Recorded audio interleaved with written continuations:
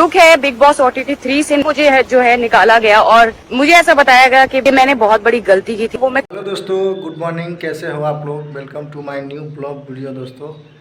दोस्तों मैं एक नए वीडियो लाया हूं जो अरमान मलिक की वाइफ है पायल मलिक, उसको बिग बॉस से नॉमिनेट कर दिया गया है। और देखिए कैसे नॉमिनेट किया गया है और वो अपने बारे में क्या बताती है और बिग बॉस के बारे में क्या बताती है, आपको वीडियो में दिखाते हैं। एंड तक बने रहिएगा। क्लियर करना चाहती हूँ कि मेरा अरमान जी का प्यार जो है वो अटूट है और ये जो सच है ये आपको जानना पड़ेगा कि हम लोगों में प्यार बहुत ज्यादा है और हमेशा ऐसे ही रहेगा। बहुत दुख हो रहा है गाइस, दुख हो रहा है। मुझे ये बोला गया कि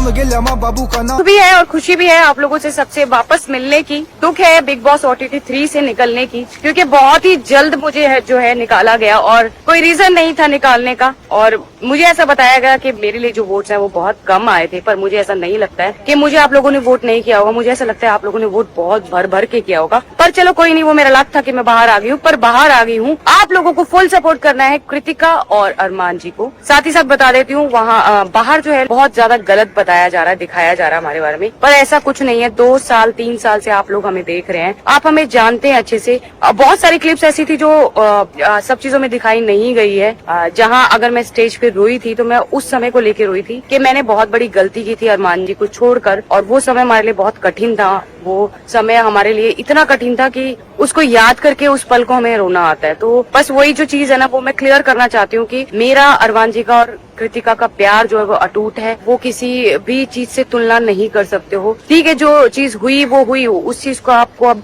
भूलना पड़ेगा और ये जो सच है ये आपको जानना पड़ेगा कि हम लोगों में प्यार बहुत ज्यादा है और हमेशा ऐसे ही। मुझे ये बोला गया कि मेरी जो वोटिंग है वो साई से शिवानी, लवकुश, इन सबसे कम वोटिंग मेरी थी। पर मैं इस बात पे बिल्कुल भी मैं विश्वास नहीं कर पा रही हूँ कि मेरी वोटिंग कम थी, क्योंकि मुझे ऐसा लग रहा था कि मुझे फुल सपोर्ट मिल रहा था और लोग कर भी रहे थे, जैसा कि मैं सुन रही हूँ भैया से कि लोग सब सपोर्ट कर रहे थे। पर कुछ चीजें जो है ना वो मिसअंडरस्टैंड हो गई हमारी फैमिली में, हम 3 लोगों में। तो वो भी मुझे क्लियर करनी है, वो इंटरव्यू देना है और मीडिया मुझसे बहुत सारे सवाल करेगी, उनके जवाब मैं आपको दूंगी, मतलब सब उनको दूंगी, उनके जरिए कुछ चीजें वहाँ पे भी क्लियर हो जाए। तो भाई कम खाने की, क्योंकि बिग बॉस के हाउस में भाई खाने का बड़ा पंगा था।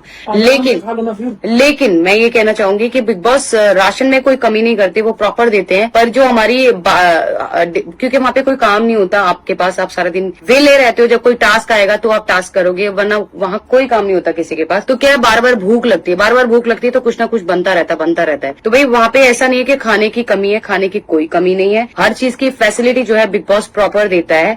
पर वो ये कि इतने सारे लोग हैं, सबकी ख्वाहिश अलग है, सब अलग अलग खाना चाहते हैं, तो उसकी वजह से ना जो भूख है, अब देखो 3 रोटी, क्योंकि बनाने वाले सिर्फ हम 2 थे, मतलब हेल्पिंग हैंड बहुत सारे थे, जैसे कृतिका है हमारी, शिवानी है, सना है, और हाँ उसके अलावा कोई हेल्पिंग हैंड नहीं था, हम ही लोग थे। पर अभी 2-3 दिन से जो ड्यूटीज चेंज हुई थी तो हमारे लड़के भी फुल किचन में काम कर रहे थे। तो बस खाने की जो कमी, मतलब वैसे अपनी मनपसंद का खाना नहीं मिल पा रहा था, जिसको सबकी मेजोरिटी से जो भी बन रहा था तो वो खा रहे थे। तो आप अपने मनपसंद का खाना मैं खाती हूँ। तो भाई बिग बॉस से मेरा लास्ट में आते आते शिवानी से थोड़ी खराबी हुई, क्योंकि शिवानी का आपने सबने देखा है शिवानी ने कैसे विशाल के और रोमांच की लड़ाई कराना चाहिए, फिर पॉलमी और मेरे बीच में मिसअंडरस्टैंडिंग करनी चाहिए। तो शिवानी ने ऐसी चीजें करी है। अब सब लोग कहते हैं बचपना है, तो मेरे हिसाब से वो बचपना नहीं है, क्योंकि देखो 22 साल या 23 साल की है वो, और वो अपने पूरे घर को खुद चलाती है, खुद कमाती है। उसका पूरा परिवार, उसकी बहनें, उसकी मम्मी और जिनका नाम लेती है, सबको वो देखती है, वो हैंडल करती है, वो खर्चा चलाती है। वो आज के टाइम पे इतनी स्टैंड है। तो कोई भी बच्चा इतनी चीजें नहीं कर सकता। एक समझदार इंसान, एक समझदार लड़की ही कर सकती है। तो बच्चा कहना तो बंद करो। दूसरा, उसकी स्लैंग के लिए लोग बोलते हैं। तो देखो मैं भी हो गया, मैं आ चुकी हूँ बाहर, और मुझे पता है आप लोगों ने भर भर के मुझे वोट किए हैं। वोटिंग की वजह से मैं बाहर नहीं आई हूँ। अगर मैं बाहर आई हूँ तो सिर्फ और सिर्फ वो जो बाहर वाला था, उस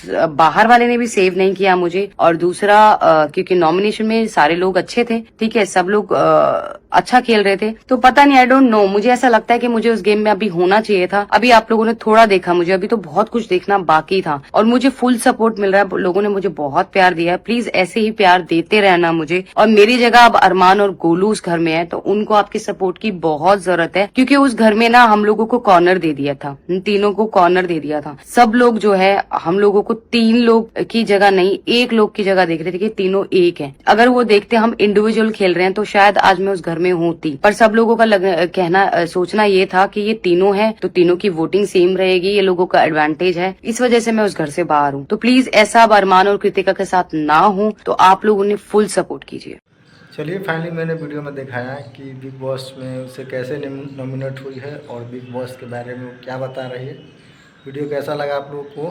वीडियो अच्छा लगा है तो लाइक कर दीजिए और कमेंट करके बताइए और मेरे चैनल को सब्सक्राइब कीजिए और इस वीडियो को ज़्यादा से ज़्यादा शेयर कीजिए। तब तक मिलते हैं नेक्स्ट वीडियो में। वीडियो देखने के लिए thanks for watching. Vande Mataram.